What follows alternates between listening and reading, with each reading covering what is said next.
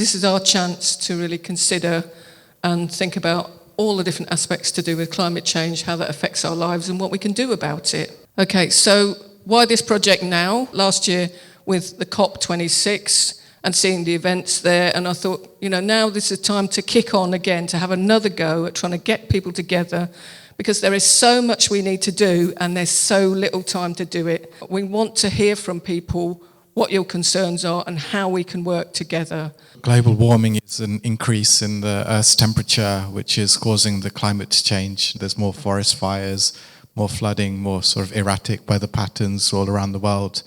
And it's largely due to human activity like burning fossil fuels, deforestation, and how we drive our cars, flying, home energy, etc. I'm a member of Wellingborough Extinction Rebellion. And one of the things that we're saying as a group is that it's no longer climate change. It may have been climate change 50 years ago when things started to happen, but we're now in a climate crisis. Climate change sounds gentle, sounds as though it's happening slowly, but within the next 2 to 3 years, there could be a catastrophic change in our climate and environment. So unless we change radically, this is no longer a question of litter picking. I mean, although I'm not against litter picking, this is no longer about simply collecting plastics from the oceans. They're a symptom of a problem, and that problem is fossil fuels. The fossil fuel industry, oil and gas, are destroying our environment to the extent in which human civilization as we know it is threatened unless we take radical action in the next 3 to 5 years. In Romania, we used to have, when I was a little boy, 4 seasons: spring, summer, autumn, and winter. Now it's only 2 seasons. Last week it was snowing, 3 degrees Celsius. Now there are 25 degrees Celsius outside. If we think this is just something that happens over there, something that happens elsewhere, I just want to show you this. This was Wellingborough being a river on August the 16th, 2020. We suddenly had a lot of rain, and we're getting more and more of that. There are 4 great scientist warnings to humanity, and they pretty much sit alongside the IPCC report. The International Panel on Climate Change, so a subsection of the United Nations, which produces effectively the biggest reports on climate change that have been going on. So in 1992, there was the World Scientist Warning to Humanity, which told us we were on a collision course with the biosphere. That's 1992. And it was, when it was issued by 1,700 scientists, including more than half the Nobel Prize winners in science at the time. 25 years later on, as we'd done absolutely nothing, there was the World Scientist Warning to Humanity, a second notice, which said exactly the same thing, said we completely ignored it and it was much more urgent. The important thing to know, though, is that was signed when it was issued by 15,500 scientists. Now, all of these warnings tell us the biggest things that we need to do, and they cover the last 3, particularly 6 key areas: nature, energy, food, economy, population, and pollutants. And the last one has also covered leadership. And leadership is every single person in this room. And there's a couple of councillors in it. It's particularly the couple of councillors, because it's on your watch and my watch. It's happening now, and we need leadership from everybody. Now, let me just take you through a little bit of a journey of why I've ended up standing here, and I'm not sitting in the audience. And then I will talk a little bit about maybe the latest IPCC report, because it's sort of relevant about the latest shoutings from the scientists to give it to you. And then hopefully we'll have a bit of time to sum up. Going back, I was just somebody who was mildly worried about doing my recycling and everything else, and I've spent most of my life traveling around the world and doing other things. I'm originally an army officer, a city lawyer, and then I ran my own company in marketing. And then in June 2019, on the 3rd of June, I had this itching for a while that I should do something, and I thought, what could I do? So I started World No Disposable Cup Day.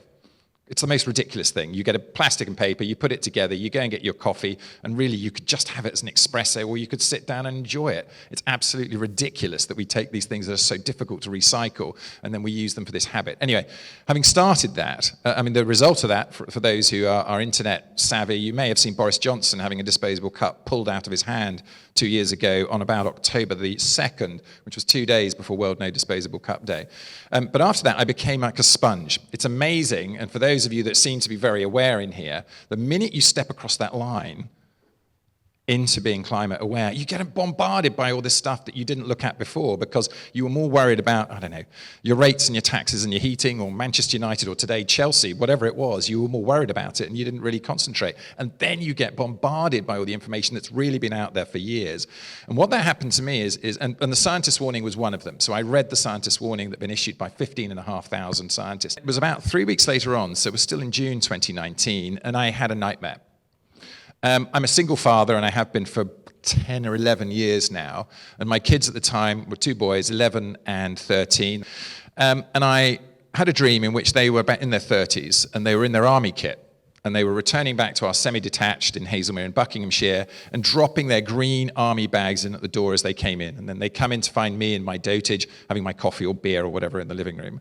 And they come up to me and say, "Papa, we just got back from Europe, where we're shooting people to stop them getting the drinking water." And they say to me, "We're shooting the poor people who have smaller guns than us. And we could get killed, but we've got all this great equipment. We've got fantastic flak jackets and bigger guns, so most of us aren't dying. But we're shooting them so that you can continue getting drinking water, and you in Britain can continue the luxury lifestyle you've had all that time." And then they say to me, "You knew about this 20 years ago, didn't you, Papa? And what did you do about it?" Then I start waking up, and I've got a tear running down my face, and I'm mouthing the words, "But I had to look after you. But I had a mortgage. But I had a job." And I just put my feet on the ground as I was getting out of bed, and I internally did F.G in my head, and I went, "It doesn't cut it, does it? I've got to get on and do something about this." So I immediately started trying to work on things. And the first thing I did, actually, apart from talking a lot to people, and I did a few little talks, and then came around the general election. I was taking one of my sons to school, and he basically turned around to me and said, "Oh, Papa, look, can you either shut up about it or get on and stand in this general election and make the point?" And I went, "And you'll be okay if I do that?" Because actually I'd hidden for about the last 10 years, doing everything for my kids I could and not really trying to get involved in other things. So I did. So I stood in the general election in Wickham, which is where hard man Steve Baker happens to be an MP, and I turned the entire election into a discussion of environment. And when Steve Baker won, and he wasn't happy when I stood, but when I won, to give him his credit, he did get up in front of the BBC cameras and say, "We're all environmentalists," and he thanked me and the Green Party guy for standing. Then I formed Believers Action on Climate Change, which sadly didn't work so well when the lockdowns came. And then I joined the parish council in Haslemere with a Z, Haslemere with a Z. We declared a climate emergency. We have a 2030 net zero target for the community, and we have a lot of actions we're doing, which I can come on to later if there's time. But a fabulous group of people who are now taken up with taking climate action. I then moved into working with Scientist Warning. I got invited by Scientist Warning to join just a volunteer group as it was at the time, and then we formed it into two companies here and in California, and formed charities in both places. I run the one here, somebody else runs the one in America. Subsequent to that, then came round the unitary council elections, and Buckinghamshire is as blue as you can get, and Haslemere is the bluest of the blue in Buckinghamshire, and they were electing 3 councillors. And again, I stood in the unitary council elections. My only policy was climate action now. So I was an independent with single policy. And I got in instead of the Conservatives. I've been going to get Currys and McDonald's and all these things for the last 4 or 5 years, and I've never taken any waste. So I take my own packaging in to every single one of them. So into McDonald's, I'll go in, I give them my own boxes, I give them my own cup, I get everything with no packaging, and I've done it for years. And I post on TikTok. And then one of them, when I posted, I think it was Getting with David, 2 donuts and a coffee and a hot chocolate. And I handed in my box, I got the donuts back, and then I posted it on TikTok. And in the afternoon, we were driving off to my sister's in Kent, and one of the kids is going, "When did you post this?" And I went, "Oh, about 4 hours ago." He said, "It's like 100,000 views now." And then we drove a few more miles, 105,000, 110,000. I think it's about 370,000 views now. And that's, in terms of, that's how interested people are in the topic, actually, of plastic and plastic waste. Although I have to say, plenty of them are saying that you must be interesting at parties and sort of vilifying me and that sort of thing, but lots of others jumping to my defense. The scientists have been telling us again and again and again and again. And you saw in the film one of the scientists say, how can they shout louder in bolder font to make anybody realize? There isn't any new information. And if I tell you that the chances of desolation are 20%, and then I say it's 40%, does it make any difference? If I tell you it's an 80% chance of society breakdown or a 90%, does it make any difference? No, not really. And we should be following the precautionary principle. And actually, I have to say, I compliment everybody in here who's wearing a mask, because that's following the precautionary principle. It's not maybe not necessary, but it shows a precautionary principle is what we should be showing towards the Earth. Now, the IPCC brought out on the 28th of February this year the AR6 report, a second section. So it's an assessment report. It's basically a review of science from previous reports. And one of the ladies, because now let's get topical about what's happening in the world, one of the ladies who was writing the report, a lead author, is a lady called Svetlana Krakowska. And Svetlana is Ukrainian, and on the day they brought it out, one of the Russian authors apologized for what Russia was doing. And Svetlana, though, stood up and said at the IPCC meeting that the war is being driven by fossil fuels. Now, I'm not sure that that is entirely the only reason, but we're actually allowing Putin to do it because we're funding him through paying for his fossil fuels, and fossil fuels are driving the tanks, and there's a whole lot of other connections to it. And I got in contact with her on LinkedIn. I'd met her in COP26, and we talked about something which I'll come on to later, methane release. And her comment back to me on LinkedIn is, it's about a week ago, thank you, Ed. We are still fighting for Ukraine, for Europe, for humanity, and will soon be winners. And she's been in touch since, and she's now been quoting in the press about the difficulties that they've had. But she was an author on the IPCC report that came out. Now, let's talk a little bit about the IPCC report. But just before I do, one other quote. Of all the challenges faced by the global community, one has grown clearer than any other in both urgency and importance. I refer to the threat to our global environment. Well, that wasn't at the start of the IPCC report. The gentleman over here will be pleased to hear that was Margaret Thatcher in the UN General Assembly in 1989. So in 1989, she was saying something that could have been in the IPCC report today. So this last report, 28th of February, written by 270 scientists from 67 countries and could be commented on by up to 200 governments. And probably wasn't. There were probably only a few dozen who commented. Quotes from that. 3.5 billion people are vulnerable to climate change. Degradation of our environment is accelerating. Climate change impacts are becoming increasingly complex and difficult to manage. Multiple climate hazards occur simultaneously. They will interact and compound the overall risk. Weather and climate extremes are causing economic and societal impacts. If warming exceeds 1.5 degrees, many human and natural systems will face severe risks. Now, if we go over that 1.5 degrees, they say, depending on how high and long is the overshoot, some impacts will cause release of greenhouse gases, and some will be irreversible, even if temperatures drop again. Now, they wrote a report with very similar warnings in it, actually, about 8 years before, AR5. But these are the same warnings, but they have more red lines on it. So now all these things are really likely, and they put it in very likely, very high percentage, whereas in AR5, they were slightly less likely. You know, we've gone from 40% to 70%, or whatever it might be. Now, COP26 came around. Was it a success? Yeah. I mean, there's a few step or two forward. Coal was mentioned. There was an agreement on stopping deforestation. There were some things there that were positive, but did it go forward far enough? No. We made one step forward, and we need to walk to the back of the hall. So we didn't really get there at all. And I was in the last session in COP26, and still in the last draft, there was actually a big statement in it saying that we're going to rise, the greenhouse gas emissions are going to rise by 13.7% by 2030 on our current trajectory. And the UN has told us they've got to go down by 45% to give us a chance of staying under 1.5 degrees. Between 1.5 and 2 degrees, we will pass the global tipping points. Okay, and one of the most famous was mentioned, and that's that the Amazon could start to emit carbon as opposed to be a sink for carbon. but it's probably not the most dangerous. And the IPCC report, the quote I gave you they said that there will be more greenhouse gas emissions from natural places because of us going over 1.5. Well, the ice shelves and the permafrost in Siberia, so the frozen land, those things contain or hold in vast amounts of methane gas.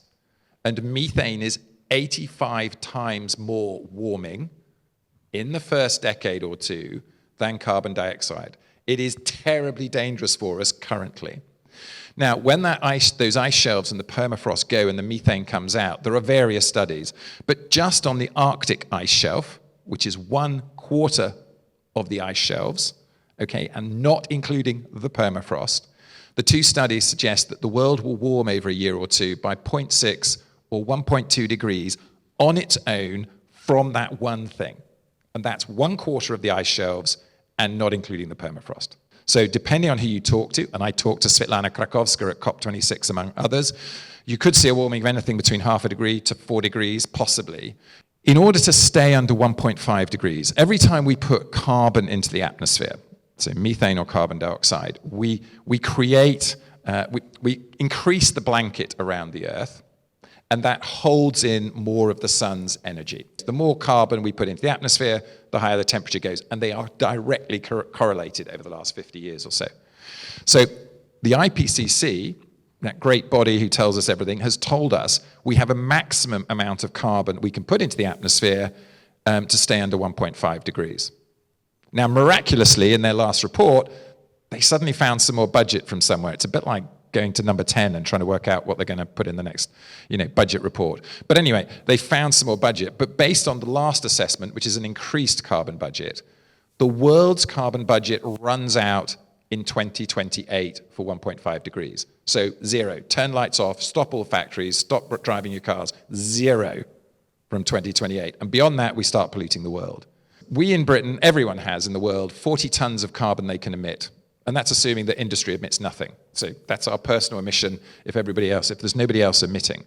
Now, that 40 tons, taking one of the assessments here, which is from the World Wildlife Fund, would give us 3.5 years in the UK before we turn our lights off. And if we don't, we are polluting the rest of the world and destroying habitats and areas that other people are living in. Okay, so we have 3.5 years. If you take the government's assessment, which is 5.5 tons, it's probably about 2028. But either way round, there is very, very little time left. It is vastly urgent that we get on with it now. Now, on a sort of further prediction, Sir David King, so the world's scientific advisor from before, he made a statement at COP26, which he has repeated, and others have said that he's being too extreme. But in the sense of the precautionary principle, he has said that by the end of next century, on our current trajectory, 20 degrees of warming on the planet. Now, if one of the world's top scientists, he's not on his own, but others are saying that that's too over the top. But 20 degrees means nothing living on the planet at all. 0, nothing. Insects, no trees, no plants, nothing living by the end of next century. Now, I'm not saying it's going to happen. I'm trying to give you an example that we will run out of the opportunity to continue polluting if we want a safe world. So in 2028, the world will have gone beyond its safe limit based on the IPCC data, which is conservative. What are we going to do about it? Are we going to get international agreement? No. So 26 COPs, no action. Action, but we're never going to get international agreement.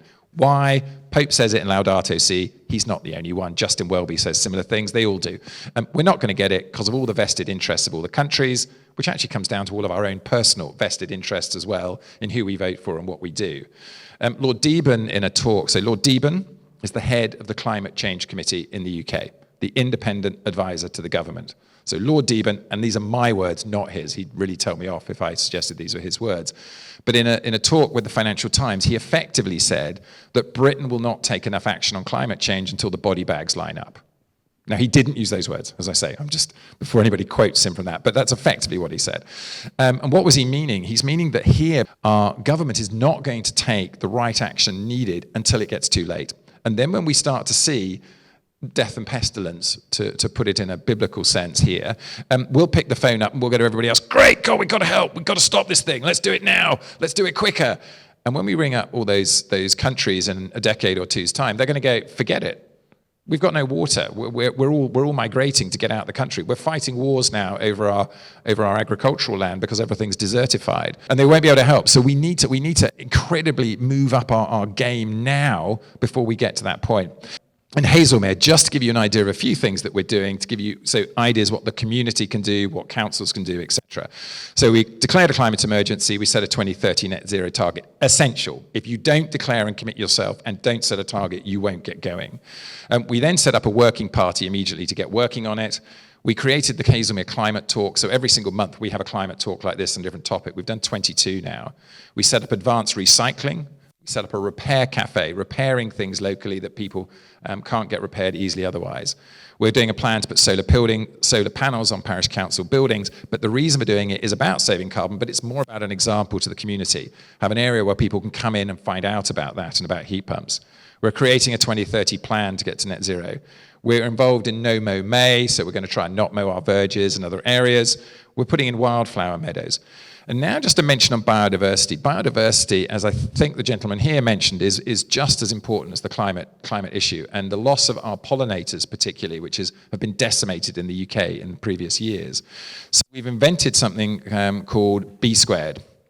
And B squared is this. So there you go, there's a little B squared. And what we did is we have 3,500 houses, so we bought wildflower seeds, we distributed them to every single house, and we said, we want you to put in your front garden 1 meter squared of wildflowers. So they dug up their grass or whatever, and if they didn't have a 1 meter squared or in the flat, put in 3 or 4 pots and put them in instead. We had about every 20th house do it, and this was a little sign they could then put up in their window to say they were part of the project. It was wildly successful, and behind it came everyone in Hazelmere talking about climate and biodiversity issues. They're all aware of it because of this project. This is what brought it through, and everyone got involved. There are 40 volunteers delivering everything and that sort of thing. It's now been copied in about 20 to 25 towns and parishes in Buckinghamshire. We're really hopeful that maybe next year we can get in every single place, and not only in Buckinghamshire. So pretty much every time I do one of these talks, but even without me doing talks, people are finding us and coming to ask how we're doing it and copying it. So there's probably 30 or 40 of these projects happening around the country. And what we're doing is we're putting in pollinator corridors so that the bees, particularly the non-hive bees, can actually, and other pollinators, can move between areas where they need to pollinate. Because one of the problems in Britain is too much monoculture agriculture. So that's singular types of crop, too much grass and too much concrete, and that when the bees can't get from one place to another. So the World Wildlife Fund says we have 17 bee species that are regionally extinct. So they exist in one town or area, and they can't get to the other one because of all this stuff in between them.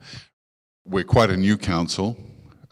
We started in May last year, forming all of the governance for climate change. And we, in July, declared an emergency.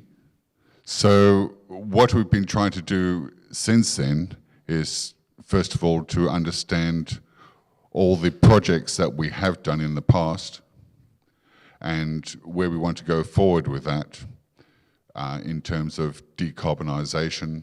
What we decided recently at the council was that we needed to declare 2030 as a target that we need to reach as a council in terms of our services that we operate.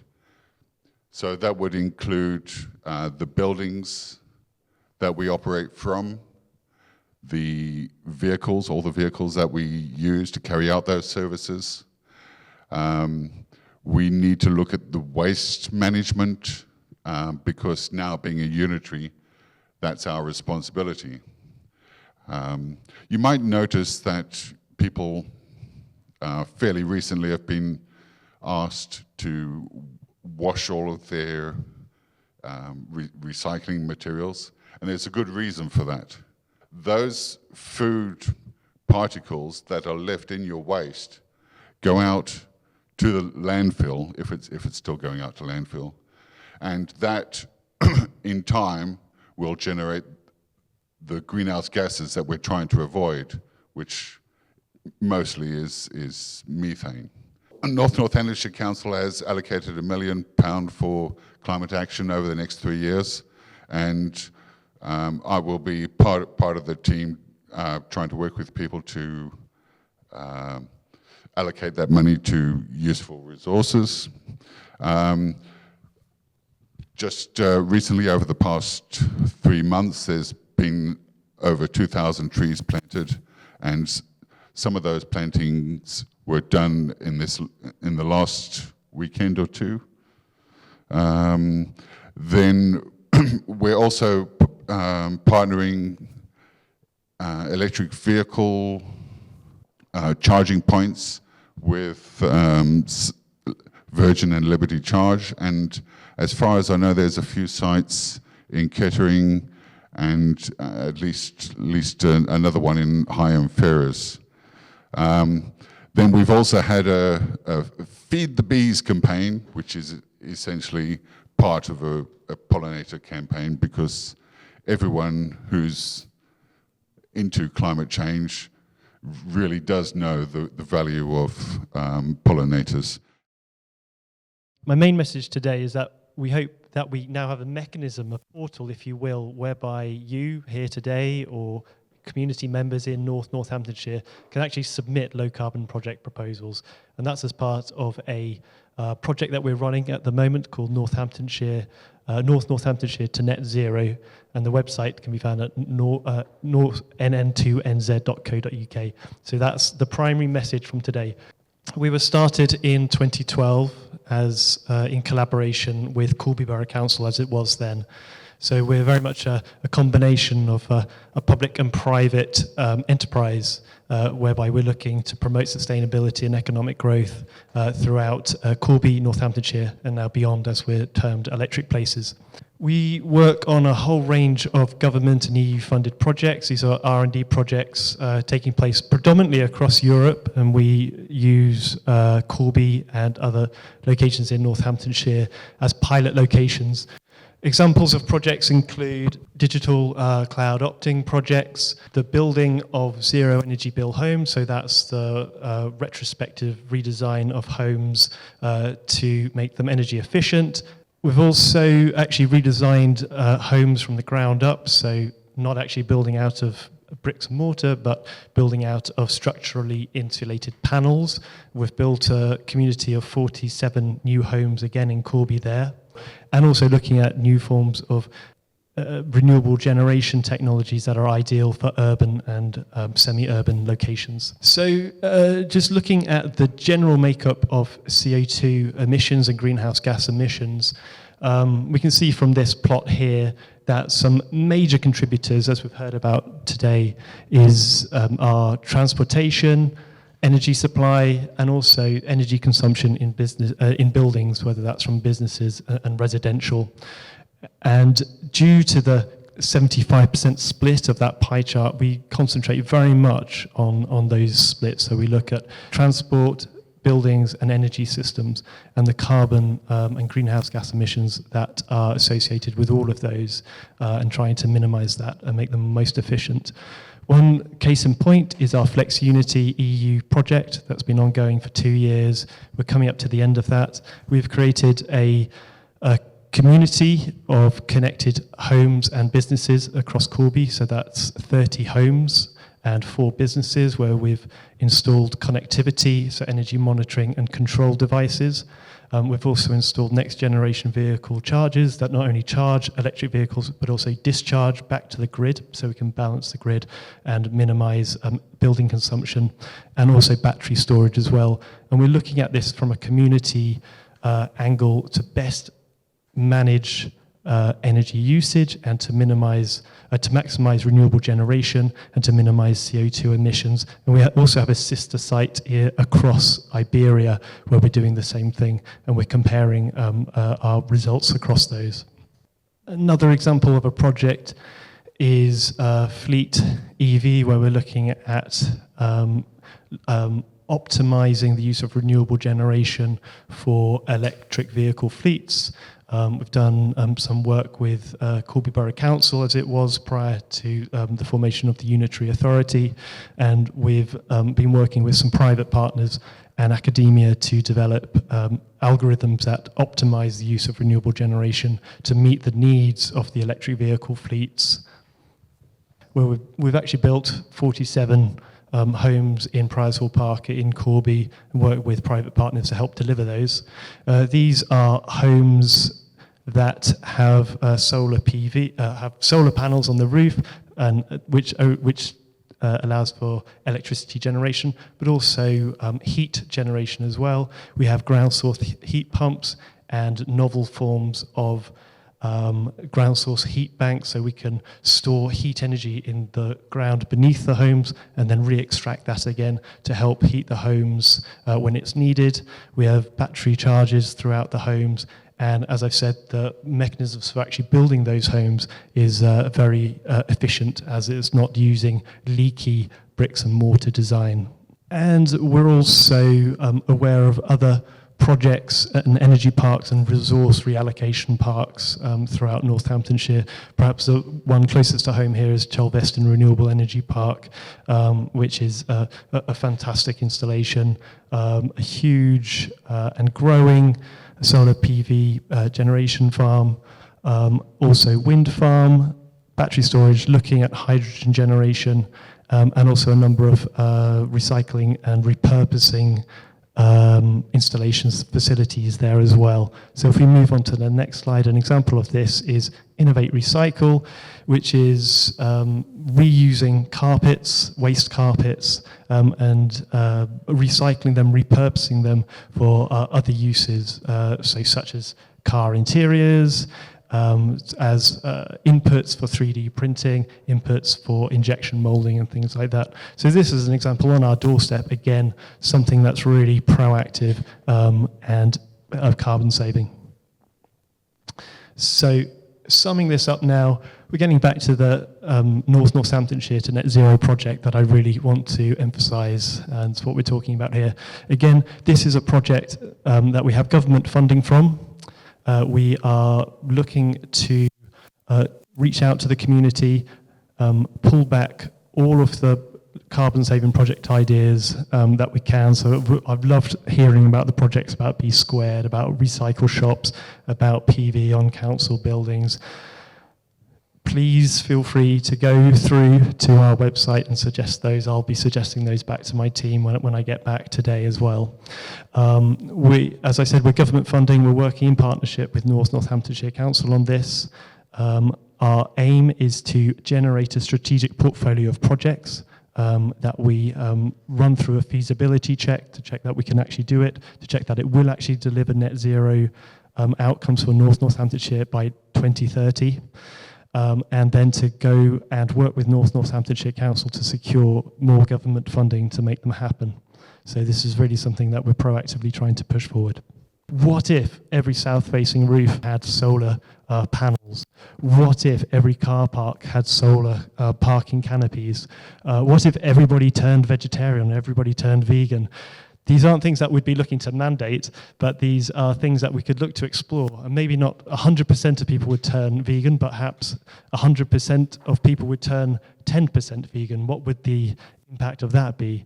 How would we do that? And what we can do is work with academia, work with private partners to try and understand the feasibility of that, to try and write a bid proposal, and to try and make these things happen in a way that is palatable for the community, something that the community want to do, and is something that can be achievable and actually have impact by 2030. Welcome to Wellingborough Eco Group. We're a local group of about 1,000 plus people on Facebook. We have various other groups, including our next door groups, and we have quite a few projects. We are set up to improve our borough's environment by various means. We want to reduce, reuse, recycle items that otherwise would end up in landfill, and to help people reduce their carbon footprints.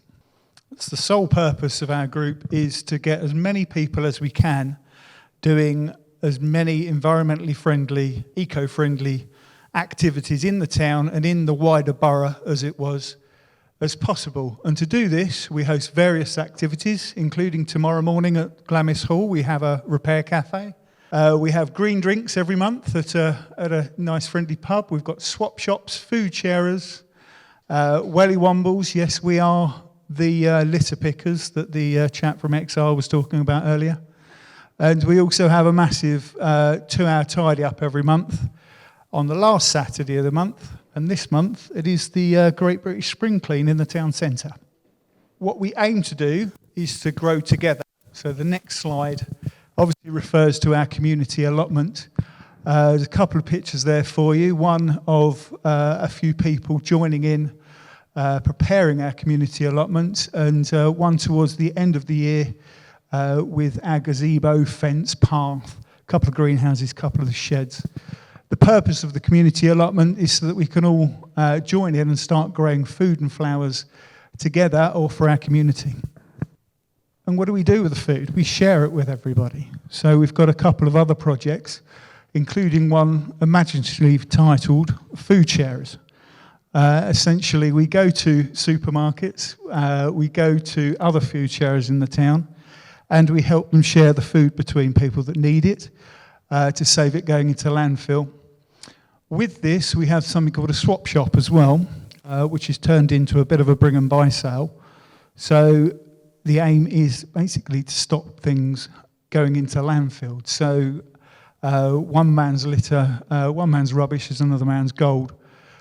So we'd rather charge somebody a couple of pennies or even give it to them rather than it being thrown away. So leading on from saving from landfill, I've already introduced our repair cafe. Here's some of our busy volunteers fixing things from computers to TVs, toasters. We've even got a lady who will mend your trousers for you, which is good. It's completely non-commercial. We simply give you the promise that we'll try our best to try and fix your item. But say if it can be saved, our repairers will give it their best efforts. Of course, saving is what it's all about, whether it's saving water or saving energy. Something that we've recently taken upon ourselves is to join with the Centre for Sustainable Energy to produce information for local people on how they can actually save energy. Now, I don't know about you, but my energy bill has just gone up by 70%.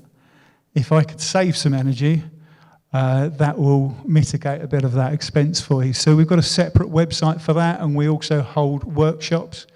Of course, what we started as a group was tidying up. So we don't call our litter picks, we call them tidy ups. We've got our monthly 2-hour tidy up, and we also have a Tuesday tidy up every week. We've also started a group called Wombles, where people can do it individually. We hire out the litter pickers and hoops completely for free. And we also let people have bags from the local council because it's easier for us to give them to them than them go to the industrial estate to try and get them themselves. Various locations around the town, including Glamis Hall, including this lovely place, the Victoria Centre, Wellingborough Library, Hemingway Skills Centre, and also from people's houses. So join in with our Wombles and our tidy ups. Something that we've been doing for a few years now is green drinks.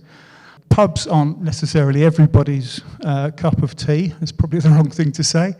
But it does give people a relaxed space to come in and just have a chat with like-minded people, and we can talk about events and actions that happen in the town. So every first Tuesday of the month. And something that we do, as well as supporting local pubs, is supporting local eco-friendly businesses and community organisations. We've developed something on our website called Wellingborough Eco Map. You simply go to our website and then /map. And there's about 30 different organisations in Wellingborough and in Northamptonshire that are very eco-friendly or very community active. So do pop and have a look at that. So here's a couple of the brightly coloured posters that we do. Obviously what we want you to do is join us. Join in, get involved. The group's set up to work with local councillors, businesses and community organisations, but we want to work with local people and everybody to get things happening and to improve the environment locally. Find out more about our other projects, including Plant a Tree for the Jubilee in Wellingborough. At our community allotment, we've also got a tree nursery where you can pop along, grab a tree completely for free. We've got over 200. So do visit wellingborougheecogroup.org.uk, join our groups on Facebook and Nextdoor. There are quite often groups for all of the different activities we do, including the community allotment, repair cafe, food sharers and swap shop. And also find us on Twitter and Instagram. My first question is to you, can we transition, can we change to a more sustainable way of living and make a better life at the same time? I think we can. If we're going to change our world, let's change it to the world that we want it to be. So if we were going to wave our magic wands to change our world, and we can wave our magic wands, this is up to us, every single one of us, what would we change it to? Now, sometimes it's hard to envisage the world that we want to change it to. So I'm just going to show you something that might give you a few ideas for that. Anything we ever achieved started with someone imagining it first.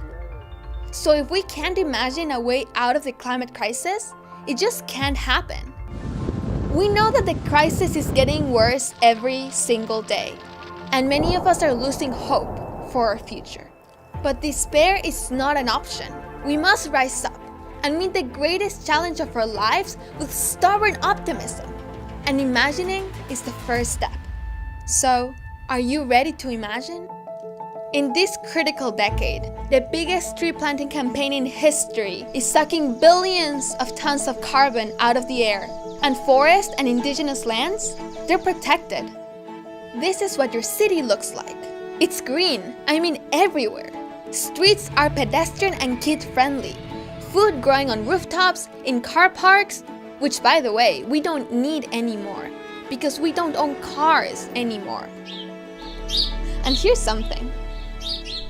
Birds.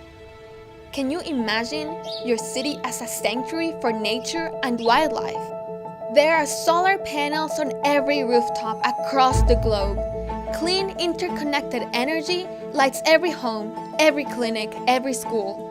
We no longer choke on the toxic fumes of fossil fuels. It's not hard to imagine. This technology already exists. And what about the millions of new jobs created? Are you picturing it? Really picturing it? Roads? They're green too. Traffic's cut right down.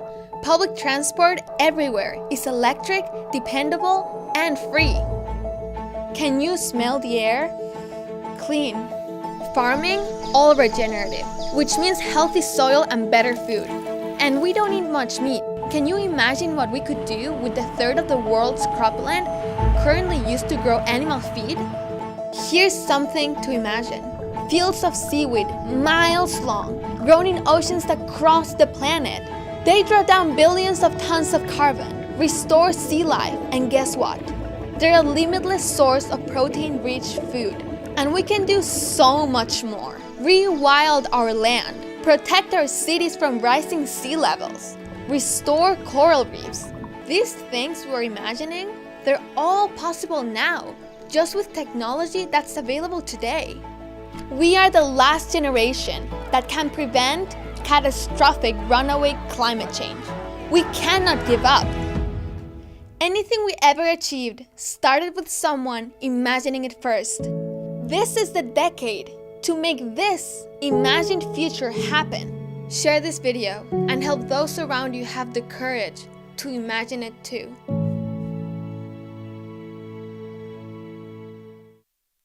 So it's time for us all to start imagining. And some people think that this has to be a hair shirt process, that it's all about loss. What actually it can be about is gaining greater connectivity with each other, greater cooperation. We have an epidemic of isolation and loneliness in our communities. We have an epidemic of mental health issues in our communities. This is about reconnection, not just reconnection reconnection with each other, it's reconnection with nature, it's reconnection with other beings, it's reconnection with our communities, it's connecting with our businesses, and helping us all work together so that we all can thrive and that we can all win. You know, people sometimes talk about win-win or win-loss. This can be win-win for all of us. And it's down to our own imagination and our ability and desire to work together and connect. And we don't know all the answers already, but we've got ideas. So, and one thing also, as we change our world, let's make it accessible at the same time. My wife's disabled. Many of you will live with people that live with disabilities. If we're going to change it, let's make it accessible for everyone. And let's make it inclusive for everybody as well. So it isn't just about cutting the carbon, it's about what life do we really want? What communities do we really want? How do we really want to live? And we all have one of these.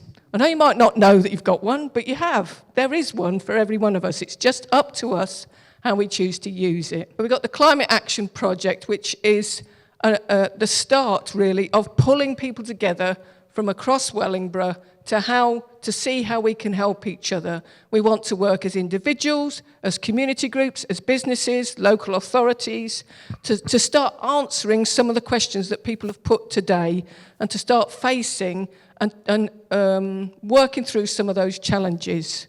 The project has started off with these conversations, and then after that we're looking to help people understand more about the carbon situation. So we're helping people, business, community groups that can go on carbon literacy training. That's something we've been looking at. We're going to hold a range of workshops around specific topics, like, for example, how to heat our homes in a renewable way, using renewable energy, how to generate power using renewable energy. We're going to look at transport and how we get around. Can we do that using renewable sources or just changing the way we work and we live? So a lot of people, I feel personally that a lot of people have got a desire to act and desire to change things, but many of us just don't know where to begin. And what this project will be is about helping each of us to start that process of beginning, holding hands in that process together throughout the year to come up with solutions. I'm delighted that we've got some really good organisations in our community that we can go for advice and support, and then they can come and help us to support what they're doing. It's great to hear from our friends at Electric Places. I mean, I'll be queuing up to not only suggest project ideas, but also to draw in colleagues from Electric Places to help us to think, because we have got to work out the transition plan for ourselves to do it together. We need to do that together. So we'll be doing those specialist workshops. We'll be doing workshops about food growing sustainably, how to look at home insulation and various other things, the things that we've been thinking about. We saw the floods in Wellingborough. That can happen again at any point. So how do we, as residents or as businesses, put adaptations in? Ed talked about earlier that the changes in temperature have gone so far now that some of those impacts they're not reversible. And we just have to learn how to live with those impacts. So if we know that it's going to rain a lot all of a sudden, can we change our infrastructure personally in our own homes or in our communities to cope with that better? So this is about getting savvy and upskilling ourselves and making ourselves aware. Okay, so there's lots of different workshops we're doing, and then after the workshops we'll be coming together and doing practical actions together following them. So if people are interested in how you do renewable energy in your home, well, maybe we can work together to see how to make that happen, or renewable transport, or green food, or whatever we want to focus on.